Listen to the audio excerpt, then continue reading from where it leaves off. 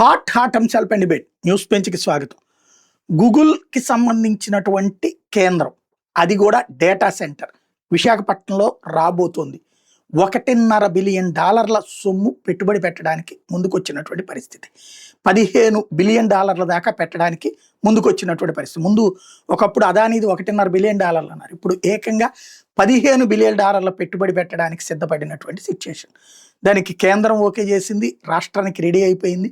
దాని మీదన జరుగుతున్నటువంటి ఒక విచిత్రమైనటువంటి ప్రచారం. డేటా సెంటర్ వల్ల ప్రయోజనం ఏంటి, దానివల్ల నీళ్ళు ఏంటి, దానికి ఎంత ఖర్చు అవుతుంది, నీళ్లు పాడైపోతాయి, లేకపోతే పొల్యూషన్ వచ్చేస్తుంది, ఇట్లాంటి ప్రచారం.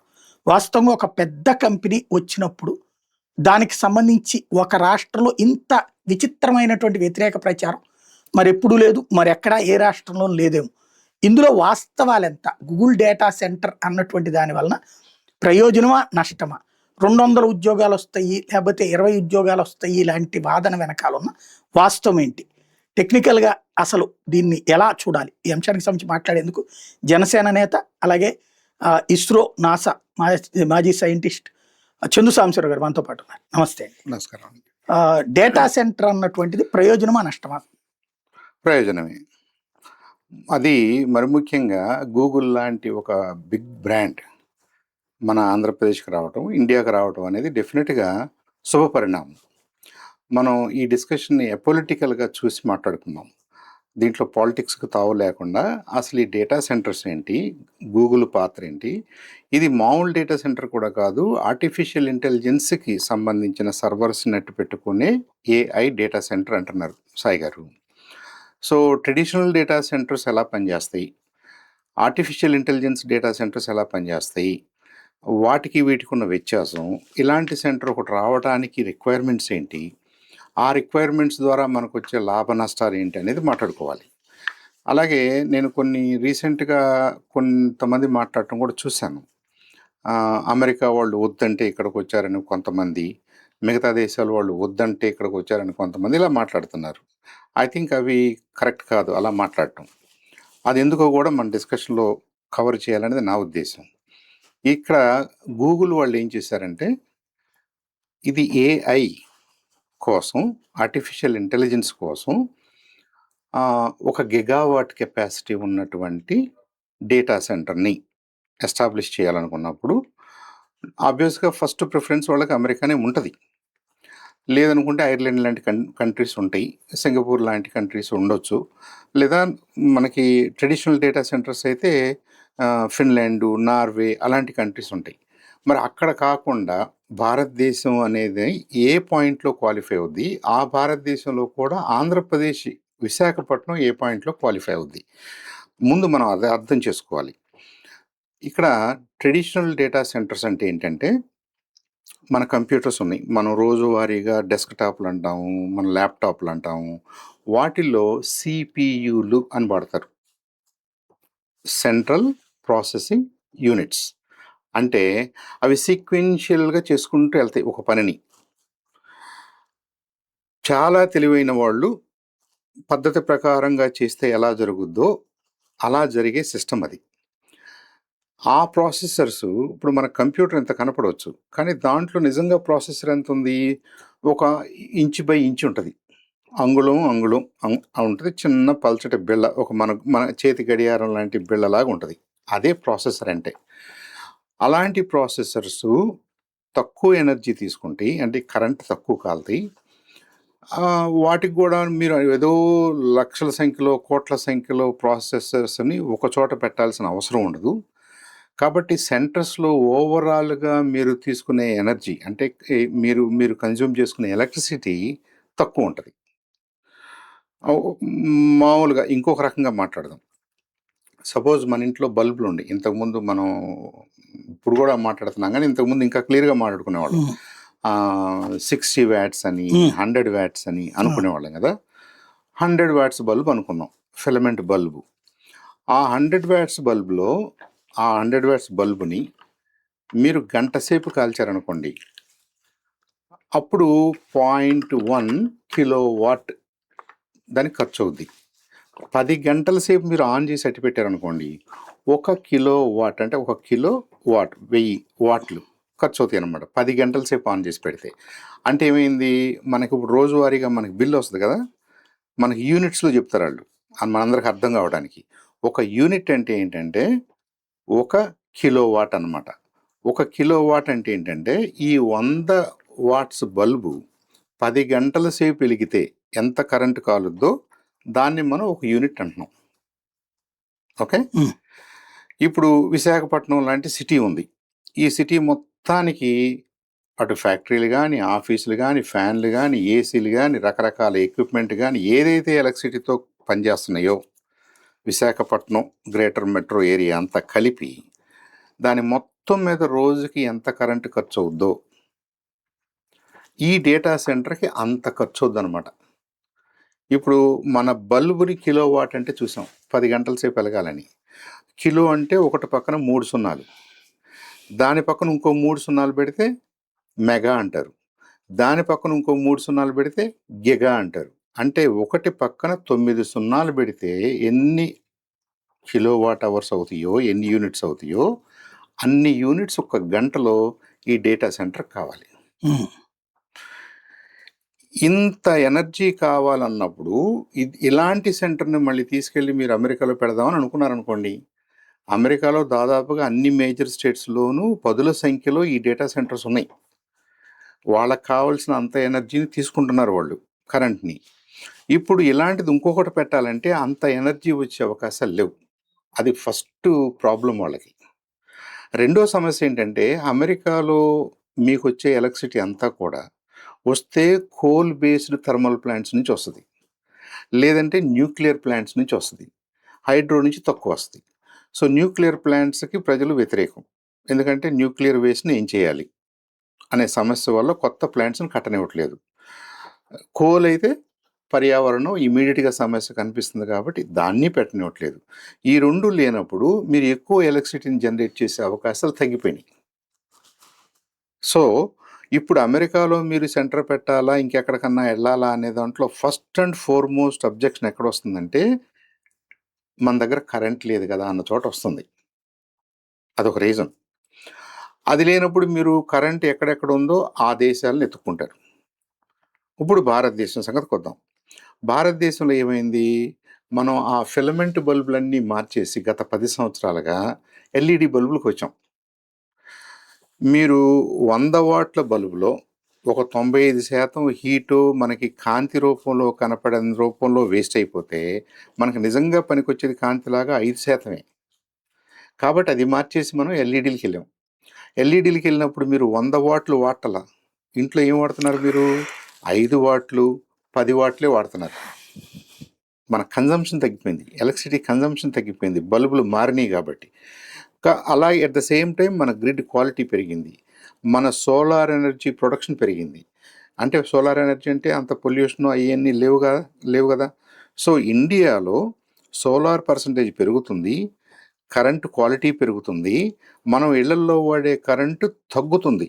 యూనిట్ కాస్ట్ పెరగటం, మనకి బిల్లులు ఎక్కువ రావటం వేరే అంశం, కానీ ఆ నంబర్ ఆఫ్ యూనిట్స్ అనేది మనం అంతగా ఇంతకు ముందులాగా కాల్చాల్సిన అవసరం లేదు. ఈ ఫ్యాక్టర్స్ అన్ని దృష్టిలో పెట్టుకుని అడానీ వాళ్ళు ఎప్పుడైతే మన గ్రిడ్లోకి వచ్చారో, మన ఎలక్ట్రిసిటీ మేనేజ్మెంట్లోకి వచ్చారో, ఎల్ఈడిని ఎక్కువగా మనం అడాప్ట్ చేసుకోవడం జరిగిందో, మన దగ్గర ఈ రెన్యూవబుల్ ఎనర్జీ ఉన్నదన్నది ఒక ఫ్యాక్ట్. సో అమెరికాలో ఎందుకు వద్దనుకున్నారు? కరెంట్ అవైలబిలిటీ లేక. ఇండియాలో ఎందుకు కావాలనుకుంటున్నారు? కరెంట్ అవైలబిలిటీ ఉండే అవకాశం ఉంది, లేదా సోలార్ ఎనర్జీని ఇంకా ప్రొడ్యూస్ చేసుకోవడానికి అవకాశం ఉంది. ఈ రెండు ఫస్ట్ అండ్ ఫార్మోస్ట్ రిక్వైర్మెంట్స్ వాటికి. ఇది జరుగుతున్న టైంలో సరే అడానీ టైంలో డేటా సెంటర్ అనుకుని ఉండొచ్చు గత ప్రభుత్వంలో. అది డేటా సెంటర్, మామూలు కంప్యూటర్స్ మామూలు సర్వర్స్ పెట్టుకునే సిపియూలు పెట్టుకునే డేటా సెంటర్. అది మనకి 22 తర్వాత చాట్ జీపీటీ లాంటి టూల్స్ వచ్చేసిన తర్వాత ఆర్టిఫిషియల్ ఇంటెలిజెన్స్ మీద మనకి ఏదైతే అవగాహన పెరుగుతుందో, యూసేజ్ పెరుగుతుందో, ఇప్పుడు మీరు ఏఐకి సంబంధించినటువంటి ప్రాసెసర్స్ తోటి కంప్యూటర్స్ వాడుతున్నారు. వాటిలో మళ్ళీ 2 రకాలు ఉన్నాయి. ఒకటి ఎన్విడియా అనే కంపెనీ వాళ్ళు జీపీయూ, సికి బదులుగా జీ, గ్రాఫిక్స్ ప్రాసెసింగ్ యూనిట్స్ వాడతారు. అది సిపియూతో పోల్చుకుంటే ఒక్కొక్క CPU కంటే ఒక్కొక్క GPU ఒక 10 రెట్లు ఎక్కువ పనిచేస్తుందని అనుకుందాం. ఊరినే రఫ్‌గా మాట్లాడుకోవడానికి. గూగుల్ వాళ్ళు ఏం చేశారు? వాళ్ళ ఓన్ చిప్ తయారు చేసుకున్నారు. దాన్ని టెన్సర్ ప్రాసెసింగ్ యూనిట్ అంటున్నారు. TPU అంటున్నారు. ఈ GPU అన్నా, TPU అన్నా ఈ 2 కూడా ప్యారలల్ ప్రాసెసింగ్‌కి, అంటే ఒకళ్ళు పని పైనుంచి కింద దాకా చేసుకురావటం కంటే, ఆ ఒక పనిని 10 భాగాలు చేసి 10 రకాలుగా చేసి పూర్తి చేయటం ప్యారలల్ ప్రాసెసింగ్ అంటే. ఈ సిస్టంలోకి వచ్చినప్పుడు CPUకి కావాల్సిన ఎనర్జీ, CPUకి నుంచి వచ్చే వేడి, అవి 2 పారామీటర్స్‌గా మనకు తెలిసిన పారామీటర్స్ అనుకుంటే, సడన్‌గా మీరు 10 రెట్లు ఎక్కువ ఎనర్జీ కావాల్సొస్తుంది. 10 రెట్లు ఎక్కువగా హీట్ జనరేట్ చేస్తారు. కాబట్టి ఈ GPUలు, AI కోసం వాడుతున్న GPUలు లేదా TPUలు ఎక్కువ ఎనర్జీని తీసుకుంటాయి. ఎక్కువ వేడిని జనరేట్ చేస్తాయి. ఆ ప్రాసెసింగ్‌లో భాగంగా దాన్ని కూల్ చేయటానికి కూడా మీకు ఎక్కువగా కూలింగ్ ఫెసిలిటీస్ కావాలి. ఇప్పుడు విశాఖపట్నంలో 1 గిగావాట్ డేటా సెంటర్ పెడుతున్నారు అంటే, ఇప్పుడున్న విశాఖపట్నం ఎంత కరెంట్ కాలుస్తుందో అంత కరెంట్ కాల్చబోతుంది. సరే. అంటే ఇంకొక సిటీని మనం క్రియేట్ చేసినట్టు ఎలక్ట్రిసిటీ పాయింట్ ఆఫ్ వ్యూలో. ఇది ఎక్కడి నుంచి వస్తది? ఎవరిస్తారు దీన్ని? అక్కడ అడానీ వాళ్ళు ఫిజికల్ ఇన్‌ఫ్రాస్ట్రక్చర్‌తో పాటుగా అడానీ పవర్ నుంచి మేము రెన్యూవబుల్ సోర్సెస్ ద్వారా జనరేట్ చేసి గ్రిడ్ ద్వారా దగ్గర పాయింట్స్‌లో నుంచి మీకు క్వాలిటీ కరెంట్ ఇస్తాము అని ఆ నమ్మకం వాళ్ళకుంది కాబట్టి, వీళ్ళని గూగుల్ వాళ్ళు నమ్మారు కాబట్టి I think it was a good match. మరి అడానీ విశాఖపట్నం అని ఎందుకు అనుకుంది? రెండో పాయింట్ వస్తుంది. రెండో పాయింట్ ఏంటంటే, మీరెక్కడన్నా కూర్చోండి. ఫైనల్‌గా ఏం కావాలి?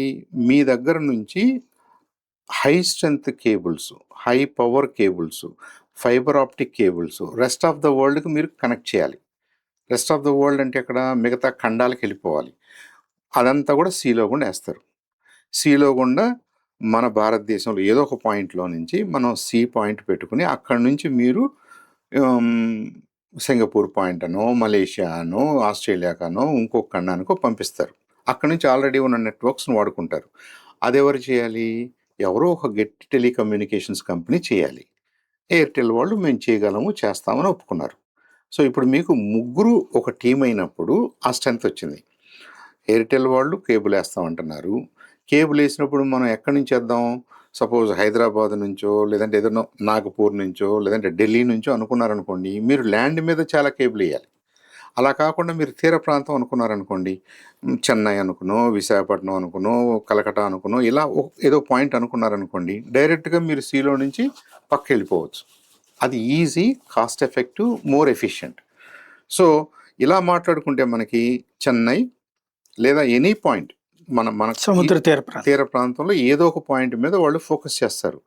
మరి మనకున్న ఈస్ట్ కోస్ట్ పాయింట్స్‌లో ఏది వాళ్ళకి బెటర్ ఆప్షన్ అయ్యుంటది? చెన్నైతో పోల్చుకున్నా, కలకట్టాతో పోల్చుకున్నా అవి ఆల్రెడీ క్రౌడెడ్ సిటీసు. ఎక్స్‌పాన్షన్‌కి తక్కువ అవకాశాలున్నాయి. మన విశాఖపట్నానికి ల్యాండ్ ఉంది, సీ ఉంది, ఎక్స్‌పాన్షన్‌కి అవకాశం ఉంది. మన పక్కనే ఉన్న హైదరాబాద్ నుంచి మనకి ఇకో సిస్టమ్ ఉంది. కావాలంటే మ్యాన్ పవర్ ఇక్కడ, అక్కడ ట్రాన్స్‌ఫర్ అవ్వటం పెద్ద విషయం ఏం కాదు. సో, అలా వాళ్ళకి కావాల్సినటువంటి ముడి పదార్థాలు, ముడి సరుకంతా కూడా రెడీగా ఉంది. లొకేషన్ బాగుంది. మన ప్రభుత్వం కూడా మేము రెడీ అనుకున్నారు. కొన్ని ఇన్సెంటివ్స్ ఇస్తారు. ఇన్సెంటివ్స్ కోసం ఎవరు రారు. మిగతాయన్నీ చెక్ పెట్టుకున్న తర్వాత ఫైనల్‌గా ఈ ఇన్సెంటివ్స్, సహకారాలు ఇయన్నీ కూడా వస్తాయి. కాబట్టి భారతదేశం ఏదైతే కోరుకుందో, మాకు డేటా సెంటర్స్ కావాలి, AI డేటా సెంటర్స్ కావాలని భారతదేశం అనుకున్నప్పుడు, మనకిది మోస్ట్ సూటబుల్ పాయింట్‌గా అనిపిచ్చింది. కాబట్టి ప్రధానమంత్రి గారు కూడా ఆంధ్ర వైపు చూసుంటారు. ఆంధ్రప్రదేశ్ కూడా దానికి అంగీకరించింది కాబట్టి అక్కడ విన్ విన్ సిచ్యువేషన్ ఉంది కాబట్టి విశాఖపట్నం అనుకున్నారు. సో, విశాఖపట్నం అనుకోవటం వెనక కోస్ట్ ఇంపార్టెంటు, అలాగే water resources important, scope for expansion important, ఒక కండ్యూసివ్ గవర్నమెంట్ కూడా ఇంపార్టెంట్. ఇవన్నీ ఉన్నాయి కాబట్టి వాళ్ళు ఇంత పెట్టుబడి పెట్టడానికి ముందుకొచ్చారు. ఇవాళ $15 బిలియన్ల ఫారిన్ డైరెక్ట్ ఇన్వెస్ట్‌మెంట్ గూగుల్ వాళ్ళు పెడతాము అని అనౌన్స్ చేసిన తర్వాత, దీంట్లో కొంత సర్వర్స్కి పోద్ది, కొంత ఇంకో దానికి పోద్ది, కొంత ఫారినర్సే ఖర్చు పెట్టేస్తారు, ఫారిన్ గవర్నమెంట్సే ఖర్చు పెట్టేస్తాయి. కానీ మనకి కనీసం $2 బిలియన్, అంటే ఒక 17-18 వేల కోట్లు కరెంట్ జనరేషన్ కోసం కానీ, కరెంటు ట్రాన్స్మిషన్ కోసం కానీ ఖర్చు పెడతారు. అలాగే వాటర్ కావాలి కూలింగ్కి, లేదా లిక్విడ్ రూపంలో ఇంకోటి ఏదైనా ఫెసిలిటీ కావాలనుకున్నప్పుడు దానికి ఇంకో 5-6 వేల కోట్లు ఖర్చు పెడతారు. ఫిజికల్ బిల్డింగ్కి, ఫిజికల్ సర్వర్స్కి ఇంకా మిగతా డబ్బులు ఖర్చు పెడతారు. అంటే దాదాపుగా ఒక 1,30,000 1,40,000 కోట్ల రూపాయలు ఖర్చు పెడుతున్నప్పుడు, ఒక 20-30 కోట్ల రూపాయలు ఫారిన్ ఏజెన్సీస్కి వెళ్ళినప్పుడు, ఫారిన్ కంపెనీస్కి వెళ్ళిపోతున్నాయి అనుకున్నప్పుడు, మిగతా డబ్బులు డైరెక్ట్లీ ఆర్ ఇండైరెక్ట్లీ ఇండియాలో ఇన్వెస్ట్ చేయాలి వాళ్ళు. ఇప్పుడు ఈ డేటా సెంటర్ వల్ల ఉపయోగమా కాదా అంటే, డేటా సెంటర్ విశాఖపట్నంలో కూర్చోవచ్చు, కానీ దానికి కరెంటు సప్లై చేయాల్సిన బాధ్యత రెస్ట్ ఆఫ్ ద కంట్రీకి ఉంది, మన గ్రిడ్కి ఉంది, అడానీకి ఉంది. ఆ ఇన్ఫ్రాస్ట్రక్చర్ డెవలప్ చేయాల్సిన అవసరం. ఇన్ఫ్రాస్ట్రక్చర్ డెవలప్ చేయటము అంటే ఎవరికో ఉద్యోగాలు వస్తున్నట్టే కదా, ఎవరికో పని వస్తున్నట్టే కదా, ఎక్కడో మ్యానుఫ్యాక్చరింగ్ జరుగుతున్నట్టే కదా, ఇన్స్టలేషన్ జరుగుతున్నట్టే కదా, అది ఉంది.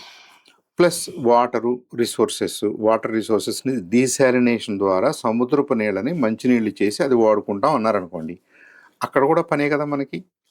That may not be AI engineers కాకపోవచ్చు వాళ్ళు, ఏఐ స్పెషలిస్టులు కాకపోవచ్చు. ఇప్పుడు మనం మాట్లాడుకున్న పవర్ విషయంలో కానీ, మనం మాట్లాడుకున్న డిసాలినేషన్ ప్లాంట్ కానీ, కూలింగ్ సిస్టమ్స్ కానీ, బిల్డింగ్స్ కట్టడం కానీ, బిల్డింగ్స్ని మేనేజ్ చేయటం కానీ, వీటిలో ఇండైరెక్ట్గా హండ్రెడ్స్ థౌజండ్స్ ఆఫ్ పీపుల్ ప్రతి చోట ఇన్వాల్వ్ అయి ఉన్నారు. కాబట్టి ఓవరాల్గా 1,00,000 పైగానో 2,00,000 దాకానో అంతమందికి ఎంప్లాయ్మెంట్ వచ్చే అవకాశం ఉంది అని చెప్పుకోగలుగుతున్నాం. ఇక్కడ డేటా సెంటర్లోనే ఇంతమంది పనిచేస్తారంటే పనిచేయరు. డేటా సెంటర్లో 100లో పనిచేస్తారు, విచ్ ఇస్ ట్రూ. బట్ మనం మాట్లాడుతుంది డేటా సెంటర్ ఒక్కటే కాదు, డేటా సెంటర్ వరకు మనకి ఎంప్లాయ్మెంట్ జనరేట్ చేయలేకపోవచ్చు, కానీ డేటా సెంటర్కి ఇస్తున్న కన్జ్యూమబుల్ ఎలక్ట్రిసిటీ ఉంది చూసారా, అది జనరేట్ చేయాలి. అలాగే వాటర్ ప్లాంట్స్, ఫిజికల్ ఇన్ఫ్రాస్ట్రక్చర్, వీటన్నిటిని మేనేజ్ చేయడానికి కూడా మనకి మ్యాన్ పవర్ కావాలి. ఇదంతా అయిన తర్వాత మనకి హై ఎండ్ జాబ్స్ ఎన్ని వస్తాయి, హై ఎండ్ ఈకో సిస్టమ్ ఎలా డెవలప్ అవుద్ది అనేది రెండో క్వశ్చన్ రావచ్చు. అప్పుడు ఏం చేద్దాం, ఈ డేటా సెంటర్ ఏం చేయబోతుంది, ఏఐ ప్రాసెసింగ్కి స్పెషలైజ్డ్ సెంటర్ ఇది. అలాంటి సర్వర్స్ ఉంటాయి. సపోజ్ మా ఊరు హైవేకి 40 కిలోమీటర్ల దూరంలో ఉంది, మీ ఊరు హైవే పక్కనే ఉంది. మీకు ఎక్కువ అడ్వాంటేజా, మాకు ఎక్కువ అడ్వాంటేజా? మీకు అడ్వాంటేజే కదా. ఎందుకని, మీరు easy to get connected and you can go anywhere.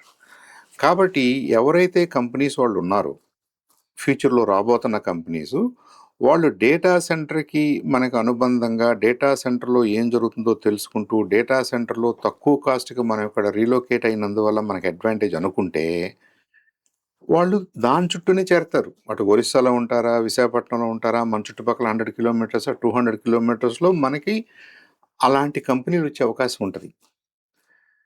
నిన్న సాయి గారు, మీరు గమనించారో లేదో, ఇప్పుడు మన దేశంలో ఉన్న మెజారిటీ అప్లికేషన్స్ అమెజాన్ వాళ్ళ వెబ్ సర్వర్స్లో హోస్ట్ చేయబడి ఉంటాయి. అవి ఎక్కడున్నాయి, ఎక్కడో ఉన్నాయి. కాబట్టి మనం కట్టే డబ్బులన్నీ కూడా అక్కడ లెక్క ప్రకారం కడుతున్నాం. చాలా ఎక్కువ డబ్బులు కడతాం, మంత్కి వేలల్లోనో లక్షల్లోనో కడతారు ప్రతి కంపెనీ వాళ్ళు. రేపు అదే డేటా సెంటర్ ఇండియాలో ఉండి ఇండియా నుంచి ఆపరేట్ చేయబడుతుంది అనుకోండి, ఇంత కాస్ట్ మనం పే చేయాల్సిన అవసరం ఉండదు.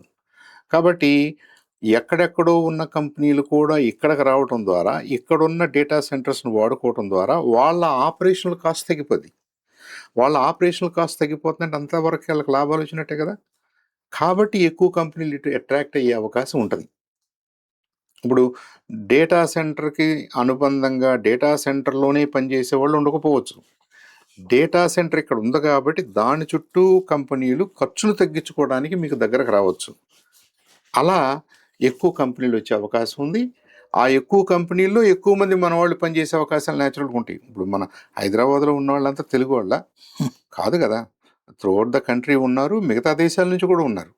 మనకు కూడా రేపు విశాఖపట్నంలో ఒక 4-5 సంవత్సరాలు, 5 సంవత్సరాలు, 10 సంవత్సరాలు ఎప్పుడైతే ఈ డేటా సెంటర్ బాగా ఎస్టాబ్లిష్ అవుద్దో, నంబర్ ఆఫ్ కంపెనీస్ వాళ్ళ అడ్వాంటేజ్ కోసం వస్తాయో, కాస్ట్ బెనిఫిట్ కోసం, ఆపరేషనల్ కాస్ట్ తగ్గించుకోవడానికి వాళ్ళల్లో పనిచేసి కొంత పర్సెంటేజ్ మనవాళ్ళే ఉంటారు కదా! మనం దగ్గరగా ఉన్నాం కాబట్టి ప్రతి చిన్నదానికి, పెద్దదానికి ముందు మనకే అవకాశం వస్తది. ఇప్పుడు హైలీ క్వాలిఫైడ్ సైంటిస్టులు అంత మన వాళ్ళు ఉండకపోవచ్చు. హైలీ క్వాలిఫైడ్ ఏఐ ఇంజినీర్స్ అందరూ మన తెలుగు వాళ్ళు ఉండకపోవచ్చు. But most of them directly or indirectly మనమే ఉంటాం. ఇలా ఈ 1,00,000, 2,00,000 అంటన్నది వాళ్ళు మాట్లాడుతున్నారు. Which is right. Which is very reasonable అని నేను అనుకుంటున్నాను. ఇప్పుడు మనం సైబర్ టవర్స్ అని కట్టాం హైదరాబాద్‌లో. సైబర్ టవర్ అనేది ఒక బిల్డింగు. దాంట్లో మహా అయితే ఒక 1000 మంది పనిచేస్తారు అనుకుందాం మనం. అంతటితో ఆగిపోయిందా? అది చూపిస్తూ సింబాలిక్‌గా మనం మైక్రోసాఫ్ట్‌ని తెచ్చుకోగలిగాం అనుకుందాం. మైక్రోసాఫ్ట్‌లో ఎంతమంది పనిచేస్తారు? 1000 మంది, 2000 మంది. అంతటితో ఆగిపోయిందా? మైక్రోసాఫ్టే హైదరాబాద్ వచ్చినప్పుడు మేము మాత్రం ఎందుకు కన్సిడర్ చేయకూడదని ఇంకో 10 మంది ఆలోచించారు. వాళ్ళొచ్చారు. వాళ్ళని చూసి ఇంకొకళ్ళొచ్చారు. ఇవాళ దాదాపుగా ప్రపంచంలో ఉన్న అన్ని ఎంఎన్‌సీలు మనకు హైదరాబాద్‌లో ఉన్నాయి. హైదరాబాద్ సెకండ్ లార్జెస్ట్ ఎక్స్‌పోర్టర్ అవ్వటానికి కారణం ఏంటి మరి? దానికి ఏముందని? ఎవరున్నారని? ఎక్కడెక్కడి నుంచో వచ్చిన వాళ్ళు ఒక చోట చేరి ఒక సిస్టమ్‌ని క్రియేట్ చేసుకున్నారు. దానికి సింబాలిక్‌గా మన సైబర్ టవర్స్ అనో, హైటెక్ సిటీ అనో, ఇంకోటనో, గచ్చిబౌలి అనో మనం మాట్లాడిన, మనం చేసిన ప్రణాళికలు కొంత ఉపయోగపడి ఉంటాయి డెఫినెట్‌గా. ఆ ప్రమోషన్ కూడా ఉపయోగపడింది. అలా ఇవాళ మనందరం కూడా విశాఖపట్నంలో ఈ గూగుల్ అనే బ్రాండ్ రావడాన్ని ఎందుకు వెల్కమ్ చేస్తున్నామంటే, Google itself may not employ 1,00,000 మందిని వాళ్ళు ఎంప్లాయ్ చేస్తారని కాదు. దాని ద్వారా ఈ ఫెసిలిటీని చూసుకుంటూ అట్రాక్ట్ అవ్వడానికి చాలా కంపెనీలకి ఆ మనసొస్తది. ఇవాళ విశాఖపట్నం అనేది హైటెక్ మ్యాప్‌లో డెఫినెట్‌గా ఉంది కదా! గూగుల్ వాళ్ళకేదో కొన్ని సెంటర్స్ ఉన్నాయి. అమెరికాలో ఉన్న వాళ్ళ లార్జెస్ట్ సెంటర్ కంటే నెక్స్ట్ సెంటర్ వచ్చేసి ఇండియాలో ఉందన్నారు. అన్న విషయం వాళ్ళ ప్రపంచం అంతా మాట్లాడుతుంది కదా! Not only India. కాబట్టి మనం డెఫినెట్‌గా ఆ పాయింట్‌లోకి వచ్చాం. రేపు వీళ్ళని చూసి వీళ్ళు 1 గిగాబైట్ సెంటర్ అని అంటే వెంటనే జియో వాళ్ళు ఏం చేశారు? అంబానీస్, రిలయన్స్ వాళ్ళు మేము 3 గిగావాట్ కెపాసిటీ ఉన్న ఏఐ డేటా సెంటర్‌ని జామ్‌నగర్‌లో పెడతా ఉన్నారు. మనం ముందు, మన వెనక వాళ్ళు. అంటే ఏంటి? ఇవాళ ఈ ఏఐ డేటా సెంటర్స్ అనేది కూడా ఇండియాలో ఒక పెద్ద ప్లే కాబోతుంది. తప్పేం లేదు. ఒకే ఒక్క భయం ఏంటంటే కొంతమంది మాట్లాడిన దాంట్లో నాకు అర్థమైంది. వాళ్ళు ఎలక్ట్రిసిటీ ప్రొడ్యూస్ చేయలేనప్పుడు మనం ఎలా ప్రొడ్యూస్ చేస్తాం? వాళ్ళు పొల్యూషన్ గురించి భయపడుతున్నప్పుడు మనకు మాత్రం పొల్యూషన్ ప్రాబ్లమ్ కాదా? ఈ గూగుల్ అరేంజ్‌మెంట్‌లో ఒక $2 బిలియన్ స్పెసిఫిక్‌గా నాన్ పొల్యూటింగ్ రెన్యూవబుల్ రిసోర్సెస్ కోసం ఖర్చు పెట్టాలని ఇయర్‌మార్క్ చేశారు. అంటే ఏంటి? సోలార్ గానీ, విండ్ గానీ. మరి అంత ఇన్వెస్ట్‌మెంట్ ఒక కంపెనీ చేస్తున్నప్పుడు రేపు రిలయన్స్ చేయాల్సొస్తది. ఇంకెవరైనా కొత్తగా వస్తే వాళ్ళు చేయాల్సొస్తది. మళ్ళీ మనం థర్మల్ ప్లాంట్స్, మన వీటీపీఎస్ లాగా ఆ ఆలోచనలు లేవు ఇండియాలో. కాబట్టి మనం we are not worried about pollution at this point.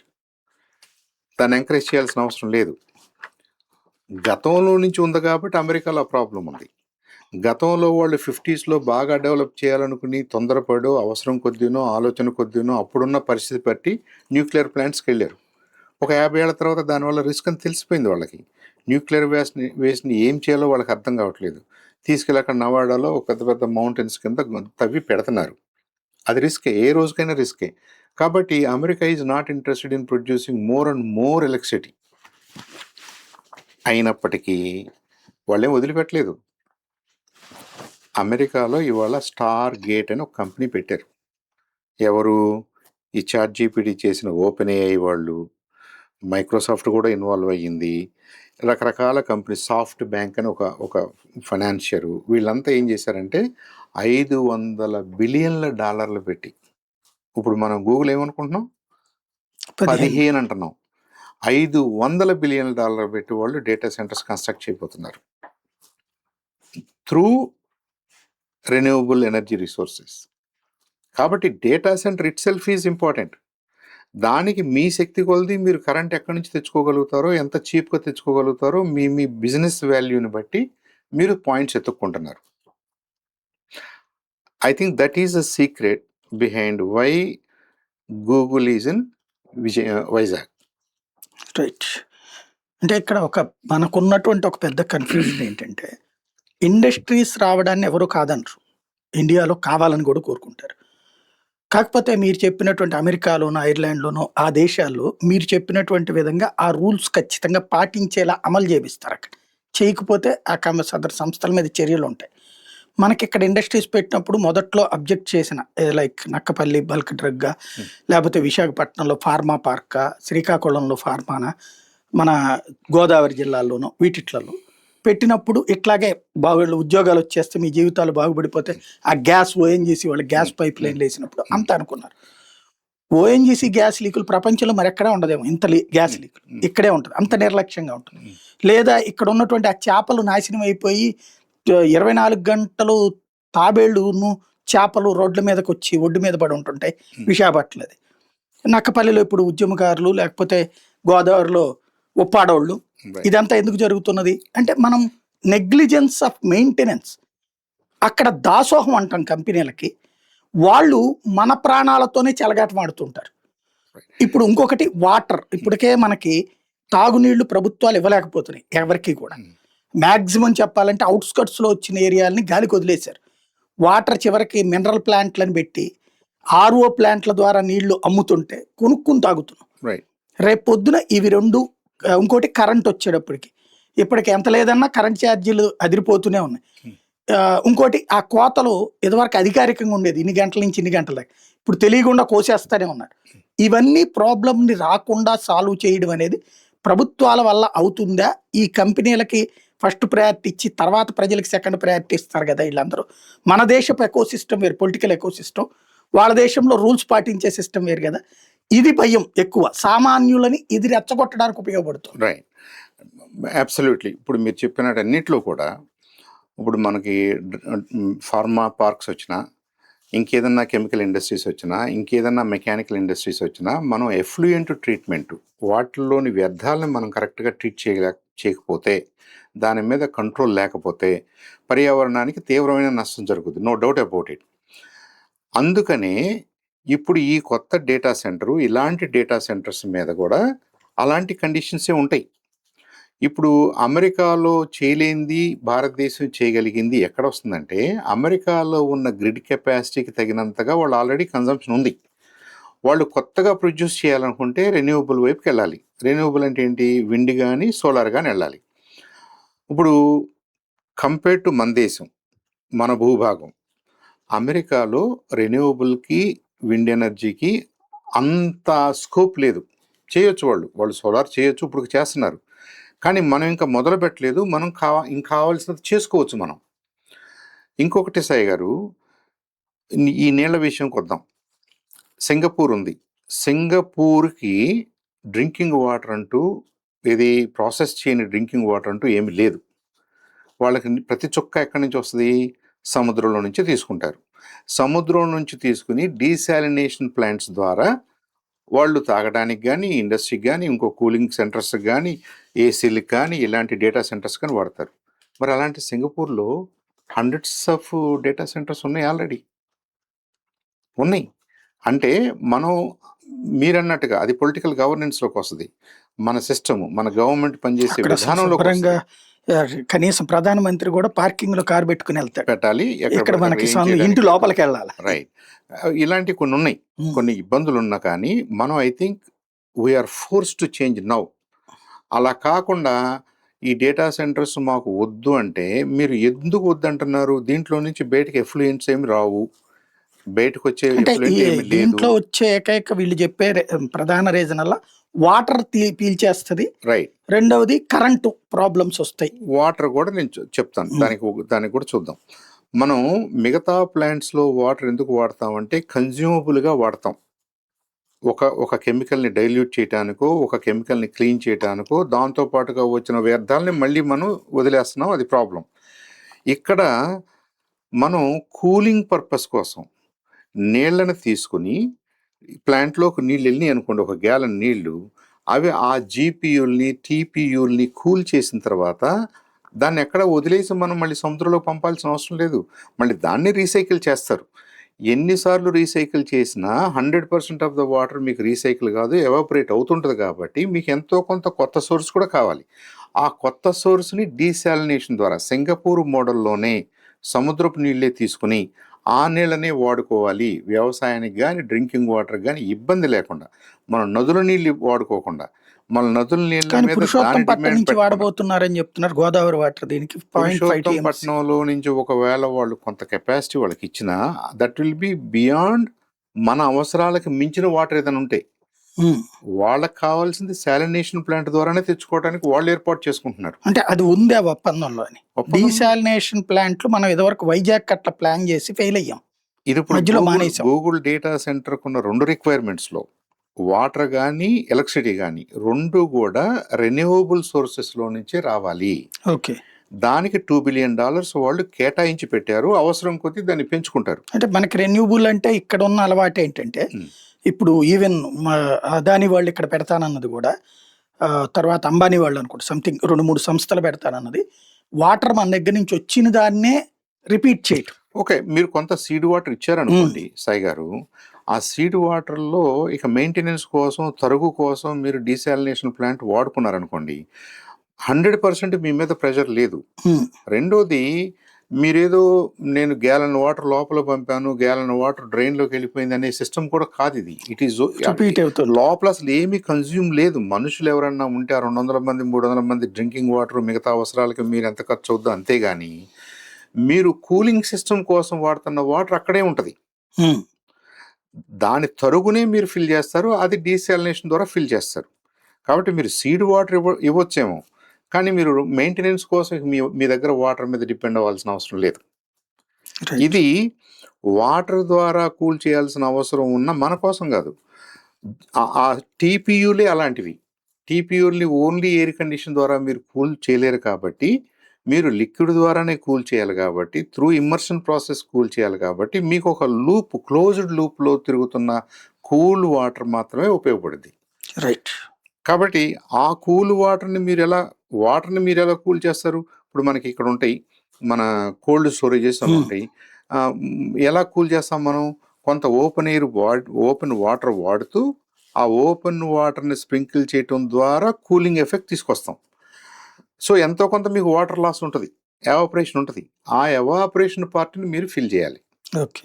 దానికి desalination plants are good enough. ఆ విధంగా వాళ్ళు ఏం మాట్లాడుతున్నారు? రెన్యూవబుల్ వాటర్ కూడా రెన్యూవబులే, ఎనర్జీ కూడా రెన్యూవబులే. అయితే ఇక్కడ ఇంకొకటి కూడా సాయి గారు, మనం అందరం ఏమనుకుంటున్నాం అంటే ఇండియాలో సోలార్ ఎనర్జీని మనం చేయొచ్చు కదా, సోలార్ ఎనర్జీ వాడుకోవచ్చు, తప్పే ఉంది, అది మనకు ఆబ్వియస్గా తెలుస్తుంది. ఒకసారి మీరు సోలార్ ఎనర్జీ అన్న తర్వాత అది డే టైము లైట్ ఉన్నప్పుడే ప్రొడ్యూస్ చేయగలరు. మరి నైట్ టైం ఏం చేస్తారు? నైట్ టైం మీరు స్టోరేజ్ కెపాసిటీస్ పెంచుకోవాలి, బ్యాటరీస్ను పెంచుకోవాలి. ఐ థింక్ ఆ బ్యాటరీలు, స్టోరేజ్ అనే ఫీల్డ్, ఆ సెక్టర్లో మేబీ థౌజండ్స్ ఆఫ్ పీపుల్కి ఇవాళ ఆపర్చునిటీస్ వస్తాయి. ఇంతవరకు మనం దాని మీద అంతగా ఫోకస్ చేయలే. ఇవాళ అవసరం కొద్దీ ఈ 1 గిగావాట్ కోసం మనం ఏళ్ళు పెట్టి, రేపు జామ్నగర్లో రిలయన్స్ వాళ్ళ 3 గిగావాట్ ప్లాంట్ అంటున్నామే, డేటా సెంటర్ అంటున్నామే, ఆ టైంకి వచ్చేసరికి మీకు బ్యాటరీస్ విషయంలో ఇవాళ జపాన్ ఏం చేస్తుందో, సౌత్ కొరియా ఏం చేస్తుందో వాళ్ళ స్థాయిలోకి మనం కూడా బ్యాటరీ ప్రొడక్షన్ పెంచాలి. కాబట్టి ఆ రంగాలు డెవలప్ అవుతాయి. ఇక్కడ అందులో మేక్ ఇన్ ఇండియా కింద దాన్ని మేక్ ఇన్ ఇండియా కింద చేస్తున్నాం మనం, ఆత్మనిర్భర్ కింద చేస్తున్నాం మనం. ఏ వస్తువు అయినా ఇక్కడ చేయగలిగితే మనం చేస్తాం, చేయలేని దాన్ని మాత్రమే బయట నుంచి తెచ్చుకుంటాం. అంటే ఏంటి? మీరు ఈ డేటా సెంటర్కి డైరెక్ట్లీ ఆర్ ఇండైరెక్ట్లీ ఎన్ని రకాల కన్జ్యూమబుల్స్ మీరు వాడబోతున్నారో వాటన్నిటిని ఇక్కడ డెవలప్ చేసుకునే అవకాశం ఉంటుంది. కాబట్టి మీకు లక్షల్లో ఎంప్లాయ్మెంట్, దేశం మొత్తం కూడా. మనకి వాజ్పేయి గారి టైంలో గోల్డెన్ క్వాడ్రాంగిల్ వేస్తే దేశం అంతా నిద్రలేచిందని ఎలా అనుకుంటున్నాము, ఇవాళ ఈ డేటా సెంటర్స్ పేరుతోటి ఇటు గూగుల్ పేరు కానీ, అటు జియో వాళ్ళది కానీ, రిలయన్స్ వాళ్ళది కానీ, ఇంకా ఫ్యూచర్లో రాబోతున్న డేటా సెంటర్స్ కానీ, ఐ థింక్ మనని అలాంటి ఈకో సిస్టంలోకి నెట్టేస్తున్నాయి. Right. I think that is imminent. ఇప్పుడు మనం పాతకాలంలో లాగానే చేద్దాము, పాత పద్ధతుల్లోనే చేద్దామంటే అవకాశం లేదు. ఆర్టిఫిషియల్ ఇంటెలిజెన్స్ అనేది డిస్రప్టివ్ టెక్నాలజీ. అంటే పాత పద్ధతుల్ని డిస్రప్ట్ చేయబోతుంది. కొత్త పద్ధతుల్లోకి వెళ్ళబోతున్నాం. కొత్త పద్ధతుల్లోకి వెళ్ళటానికి ప్రైమరీ ఆ థింక్ ట్యాంక్ అంతా కూడా డేటా సెంటరే. ఆ డేటా సెంటరుని మనం ప్రమోట్ చేసుకోలేకపోతే, ఎక్కడో ఉన్న డేటా సెంటర్ని కూడా మనం వాడుకోవాలని ట్రై చేయడం ద్వారా మనకి కాస్ట్ ఆఫ్ ఆపరేషన్స్ పెరుగుతాయే కానీ మన దగ్గర మిగతా కంపెనీలు ఏఐతో పనిచేసే కంపెనీలు డెవలప్ అవ్వడానికి ఆపరేషనల్ కాస్ట్ పెరిగింది కాబట్టి మనకు ఆ మేరకు అంత డెవలప్ అయ్యే అవకాశం ఉండదు. సో ఐ థింక్ ఇవాళ మన ప్రభుత్వం ఏం మాట్లాడుతుందంటే ఈ డేటా సెంటర్లో జాబ్ అని కాదు, డేటా సెంటర్ ఎకోసిస్టంలో నుంచి వచ్చినందువల్ల దానికి ఫీడ్ చేయాల్సిన కన్జ్యూమబుల్స్ను మనం తయారు చేయటం వల్ల అది అక్కడ ఉంది కాబట్టి దానికోసం వచ్చే ఇంకా మిగతా కంపెనీస్లో ఎంప్లాయ్మెంట్ని కూడా మాట్లాడుకుంటే మనకు we have enormous growth opportunity. It may take 5 years, right. But మనకు ఒక అది అవకాశం, డెఫినెట్గా మనకు అది అవకాశం, ఆంధ్ర రూపురేఖలు మారడానికి ఒక పెద్ద ఛాన్స్. అవకాశం. ఇది ప్రపంచంలోనే, అంతే. ప్రపంచానికి కూడా ఒక డెస్టినేషన్ ఈ డేటా సెంటర్స్. ఇవాళ రేపు జామ్నగర్లో వాళ్ళు కన్నా 3 gigawatts పెట్టగలిగి ఇది 1 gigawatt ఉంటే 4 gigawatts మన దగ్గరే ఉంటే ఐ థింక్ ఇండియాలో ఇప్పుడు మనం మాట్లాడుకుంటున్నట్టుగా 40% ఆఫ్ డేటా సెంటర్స్ అమెరికాలో ఉన్నాయి, ఇంకా కొన్ని సింగపూర్లో ఉన్నాయి, కొన్ని నార్వేలో ఉన్నాయి, కొన్ని ఫిన్లాండ్లో ఉన్నాయి, కొన్ని ఐర్లాండ్లో ఉన్నాయి అంటున్నాం కదా. అవన్నీ కూడా ట్రెడిషనల్ డేటా సెంటర్స్ డెడికేటెడ్గా ఏఐ కోసం అనౌన్స్ చేసినట్లో ఇది మెయిన్, ఇది ఫస్ట్ ఆపరేషన్లు కావాలి. అలాగే స్టార్ గేట్ వాళ్ళు కూడా చేస్తారు, ఓపెన్ ఏఐ వాళ్ళు కూడా చేస్తారు, అది అమెరికాలో చేస్తారు. ఇప్పుడు మనకి ఏషియాకి, సౌత్ ఈస్ట్ ఏషియాకి, సౌత్ ఏషియాకి మనందరికీ కూడా ఇది ఒక హబ్ అయిపోద్ది. Let it be. రైట్. అదెటు మనం కావాలనే కోరుకుంటున్నాం కాబట్టి, ఆర్టిఫిషియల్ ఇంటెలిజెన్స్ వైపు అందరం నడుస్తున్నాం కాబట్టి let there be a centre around which we can gather. Right. ఒకటి సాధారణంగా ఏంటంటే ఒక పరిభాష, ఇప్పుడు చంద్రబాబు గారు హైటెక్ సిటీ అన్నప్పుడు అందరూ కూడా అదేంటో తెలియదు, ఈవెన్ ఆయనకు కూడా తెలియదు అనేటటువంటి పదమే వాడుతుండేవాడు. బట్ ఇవాళ ఆ ఎకోసిస్టము దాని వలన వచ్చిన ఒక 6 లక్షల ఉద్యోగాలు, దాని అనుబంధంగా కొన్ని లక్షల మంది ఉపాధి, 1 కోటి మందికి పైగా దాని మీద ఉపాధి పొందుతాను. ఇప్పుడు దీన్ని బేస్ చేసుకుంటే మనకి టోటల్గా స్టేట్కి ఎక్కువ ప్రయోజనం ఉంటుందా, మిగతా చోట్లకి ఎక్కువ ప్రయోజనం ఉంటుందా, అది ఎక్స్ప్లెయిన్ చేయడం బాబు గారు కరెక్ట్గా తీసుకెళ్ళగలుగుతాం. ఎందుకంటే ఈ 1,80,000 2 లక్షలను ఫ్యాక్ట్ టు ఫ్యాక్ట్ చెప్తున్నప్పుడు పబ్లిక్ దాంట్లో ఇప్పుడు మీరు చెప్పినటువంటి ఫ్యాక్ట్ ఆయన నోట్లో నుంచి వచ్చింది అనుకోండి, సంథింగ్ డిఫరెంట్ ఉంటుంది. బట్ ఇక్కడ ఏంటంటే పొలిటికల్ మోటివేటెడ్ స్పీచెస్ ఇస్తూ ఉన్నారు. అట్లాగే లేదా అవతల ఆపేద్దాం అనుకున్నారు, యువతలు తొక్కేద్దాం అనుకున్నారు, ఈ టైప్ స్టేట్మెంట్ల చుట్టూ పరిధి అంటే నెగిటివ్ క్యాచ్ చేసే ప్రయత్నం చేస్తున్నారు తప్పించి పాజిటివ్గా ప్రొజెక్షన్ మనం చేయడం కరెక్ట్ సాధ్యం అవుతుందా లేదా? రైట్.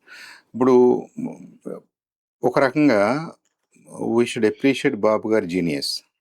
ఏంటంటే అది ఇవాళ జరిగిందా 5 సంవత్సరాలు జరుగుద్దా అనే దానికంటే కూడా ఎవరైనా అది జరగడానికి అవకాశం ఉంది అనుకున్నప్పుడు ఆయన దాన్ని ఆప్టిమిస్టిక్గా తీసుకుని, పాజిటివ్గా తీసుకుని దానికి ఒక సింబల్ క్రియేట్ చేసి హైదరాబాద్ విషయంలో సైబర్ టవర్స్ని క్రియేట్ చేసి దాని గురించే మాట్లాడిన మొదట్లో చాలా మందికి అర్థమై ఉండదు, చాలా మంది ఎగతాళి చేసి ఉంటారు, కమ్యూనిస్టులు చాలా కూడా చేసి ఉంటారు. అసలు కంప్యూటర్స్ వద్దని బ్యాంకర్స్ కూడా చాలా మంది ధర్నాలు చేసిన రోజులు ఉన్నాయి, వాళ్ళు ఏమంటారు కంప్యూటర్లు వస్తే మా ఉద్యోగాలు పోతాయి అనే భయం ఆ రోజున.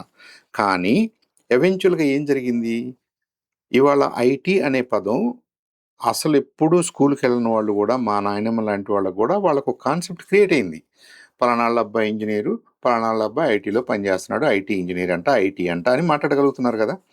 అంత అవేర్నెస్ క్రియేట్ చేశారు. మనలాంటి డైవర్స్ అండ్ ఇంత పెద్ద కంట్రీలో ఒక పరిభాష జనంలోకి రావడానికి, పల్లెటూర్లకు వెళ్ళడానికి టైం పట్టుద్ది, దానికి స్పోక్స్ పర్సన్స్ కావాలి.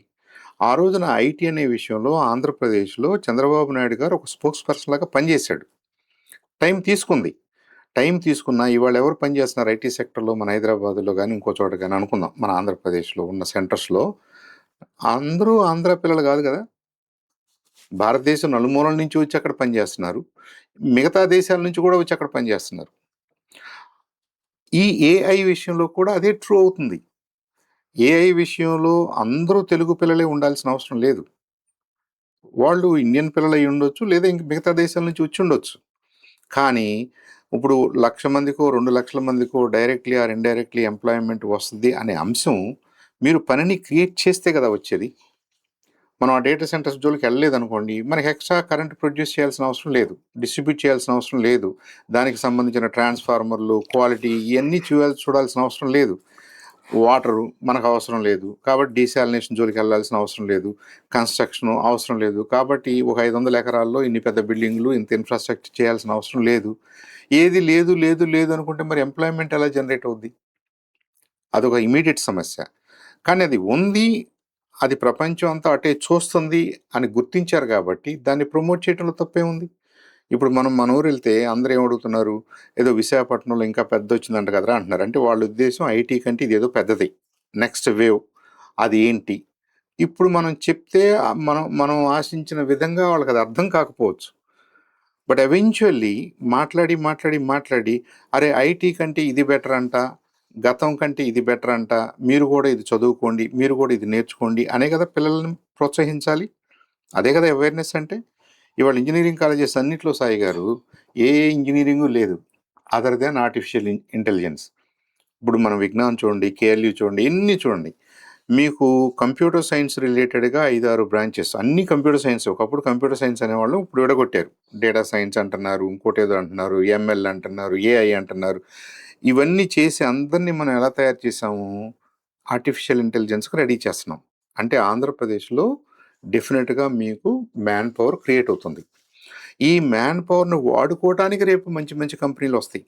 వాళ్ళకి కాస్ట్ ఆఫ్ ఆపరేషన్స్ తక్కువ అయ్యే విధంగా డేటా సెంటర్ ఆల్రెడీ ఉందనుకోండి, క్వాలిటీ కరెంట్ ఉందనుకోండి, ఇంకో క్వాలిటీ ప్లేస్ ఉందనుకోండి, విశాఖపట్నం లాంటి జియోగ్రాఫికల్ లొకేషన్, మనకి వస్తారు. అది మన ఆంధ్ర పిల్లలైనా, ఒరిస్సా పిల్లలకి జాబులు రావా, బీహార్ పిల్లలకి రావంటే వస్తాయి.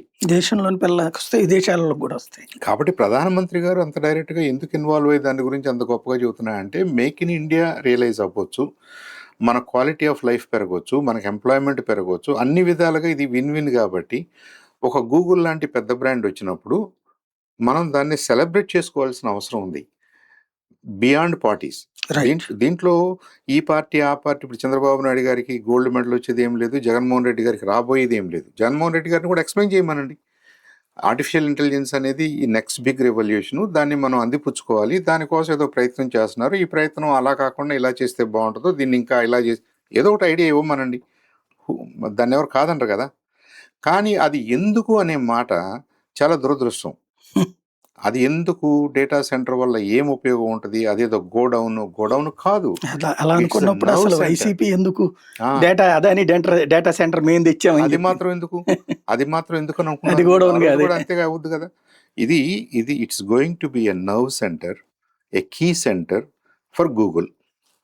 Google is probably one of the best known brands out there.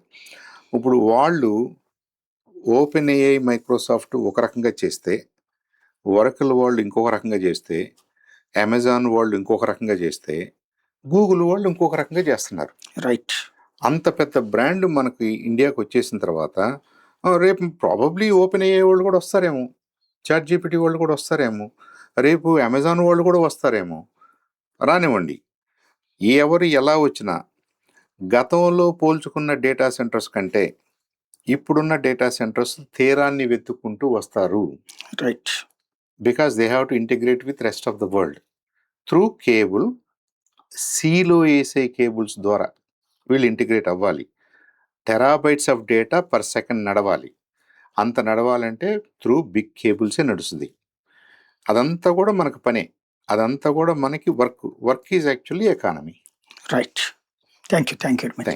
ఇది పరిస్థితి. ఓవరాల్గా ఆర్టిఫిషియల్ ఇంటెలిజెన్స్తో కూడినటువంటి డేటా సెంటర్ అన్నది ఆంధ్రప్రదేశ్కి ఒక వరం, భారతదేశానికి అతిపెద్దదైనటువంటి ఆదాయ వనరే కాదు, ఉద్యోగ ఉపాధి, దేశ అభివృద్ధికి సరికొత్తదైనటువంటి పందాకి కీలకమైనటువంటి ఒక అమెరికా ఇలాంటి సంస్థలు అనేకం వస్తేనే అభివృద్ధి సాధ్యమైంది. అలాంటిది ఇప్పుడు ఇక్కడ ఆరంభం అవ్వడానికి ఇది తొలి అడుగు. దీంట్లో దుష్ప్రచారం కంటే కూడా వాస్తవం తెలుసుకుని వీలైనంతగా ప్రోత్సహించడం మన అందరి విధి.